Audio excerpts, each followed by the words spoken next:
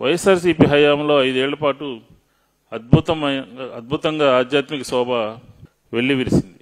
ఘనంగా 5 సంవత్సరాలు రాష్ట్ర వ్యాప్తంగా ఎక్కడా కూడా వినాయక చవితికి సంబంధించినటువంటి కార్యక్రమాలకి ఎక్కడా కూడా చిన్న ఆటంకం కూడా లేకుండా ఆ రోజు మా ప్రభుత్వం సింగిల్ విండో సిస్టమ్ తీసుకొచ్చింది. చంద్రబాబు నాయుడు గారి ప్రభుత్వం వచ్చిన తర్వాత ఇప్పటి వరకు 19,000 కోట్ల రూపాయల కరెంటు ఛార్జీల్ని భారాలని ప్రజల మీద మోపడం జరిగింది.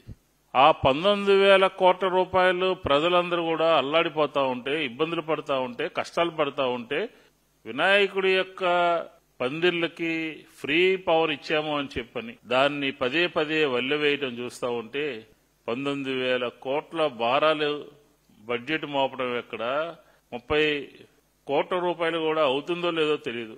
ఇప్పటి వరకు అసలు ఎంతమందికి ఇచ్చారు, ఎంతమంది కరెంటు వాడుకుంటున్నారు ఒకసారి ఆంధ్ర రాష్ట్ర ప్రజలకు చెప్పగలరా? మేమేమంటున్నామంటే ఒక నినాదం కాదు, ఒక విధానం కావాలి. అది ప్రతి పందిరికి కూడా కరెంటు తీసుకోవాలంటే 1000 రూపాయలు పైబడి వైర్ కావాల్సిన అవసరం ఉంది. కొంతమంది మీ చుట్టూ తిరగలేక డైరెక్ట్ గా వాళ్ళ సొంత మీటర్ ఉన్నటువంటి ద్వారానే కరెంటు తీసుకుని పందిర్లు వేసుకున్నటువంటి పరిస్థితి చూస్తా ఉన్నాం.